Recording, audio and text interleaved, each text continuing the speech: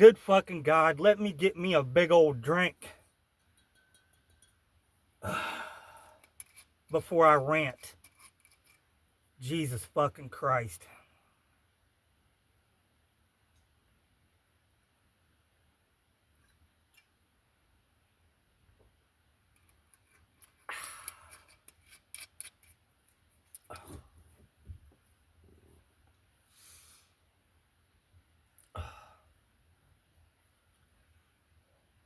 So it's been exactly 1 week since President Mr. Trump got shot. And what have we learned? Well, we have learned that President Mr. Trump would be greatly advised to reach into those deep pockets of his and provide his own security.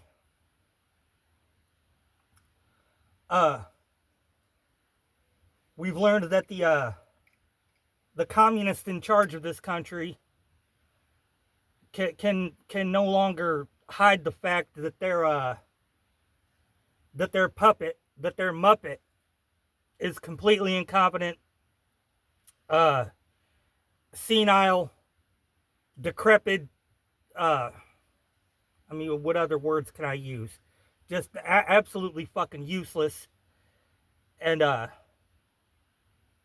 he'll be pushed out of the way. It's funny. The motherfuckers that installed him can't find a way to uninstall him. What else have we learned? We've learned that the Sharon Address show is full of America-hating craft beer communists that let fruity foreign faggots in other countries sit there and talk trash about President Mr. Trump on their program. We've also found out that they're racist as fuck. Yeah, racist as fuck. Because, they allowed the white Norwegian kid on the program, but they shunned the black guy from Buffalo. That's some bullshit, y'all. That's some bullshit. Still waiting on that apology. Still waiting on that fucking apology. Oh, and one last thing. Pen pal, private pen pal, 40-ounce food, fraud, fear. I saw your little community post, your little community tab, where you compared yourself to Russell Crowe. You ain't no fucking Russell Crowe. You see, Russell Crowe may be old and fat now, like you are, but at one time, Russell Crowe was Maximus Decimus Meridius. He was the gladiator. He was a fucking warrior. Something that you never were. You fat fucking piece of shit. I'm done.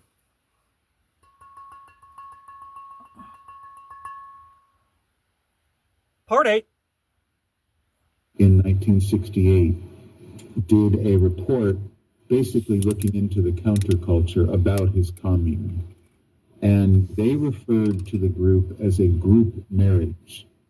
And from all of my conversations with Manson and the many people involved with him that I've talked to, that's a better way to understand what this group was. And Manson said to me in my film, Charles Manson Superstar, I've always had a bunch of broads following me around. And that's the way he describes it.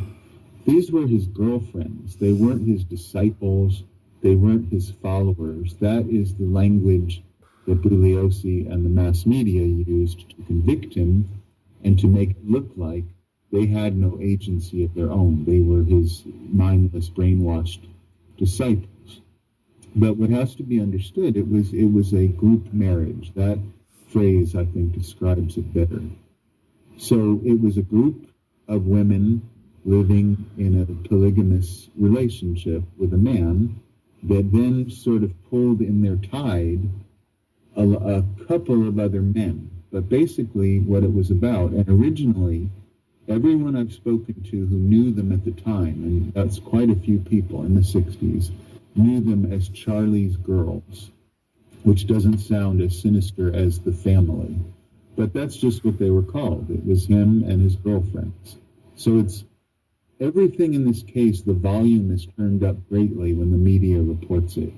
So you have to remember, these were not disciples, they were his girlfriends. And now, you started with Atkins. The thing about Susan Atkins is people don't realize, where did the myth and the legend of Manson as a guru who brainwashed people came from, and the idea that these murders were random. Well, the first source of that was Susan Atkins, who early on, after they were arrested in 1969, in October of 1969, she was the first person to speak about any of the murders that this group of people were involved with. And she spoke about the Hinman murders.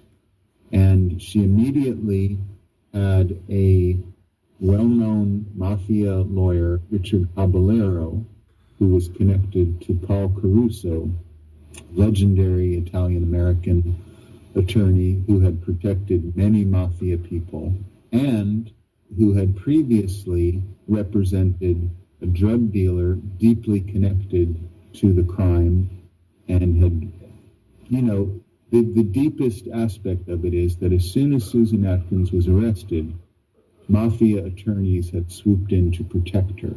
She told a story to them that was sold to the media, sold to the Los Angeles Times, and then distributed throughout the world, that made it sound like the murders were an attack on random victims for some sort of vaguely defined revolutionary purpose. The idea of helter-skelter didn't come into it at that point. But what you have to know about Atkins is she basically told or was guided to tell the cover story even before anyone knew what had happened. So how does a penniless hippie girl, 19 or 20, have two very expensive lawyers who have been well known to represent underworld and drug dealer figures come in to defend her? They concocted the story with her, I believe, to protect the people really involved and to cover up what was really going on. So Susan Atkins is essential in that she devised and put out the cover story that you know through a book that's forgotten now that was called The Killing of Sharon Tate. And that gets into some of these mafia connections, which we can get into a bit later. But Susan Atkins is important because she was just a habitual liar who claimed, for instance, that she murdered Sharon Tate, that she murdered Gary Hinman. She seems to be like an exhibitionistic, compulsive liar, a fantasist who just made up gory and shocking stories for various reasons, according to her own ever-changing story. Once she told people that she made these stories up because she wanted to scare people in prison because she was trying to protect herself. So she thought if she sounded like a grisly serial killer, they would be more frightened of her and leave her alone. I don't believe that's true. I think she was guided by her public attorneys into telling a cover story that would conceal the true nature of the crimes. So that's an important aspect of Susan Atkins, is people need to realize if you believe the mainstream mass media Manson myth, it is one of the criminals who devised it to conceal the real motives of the murder.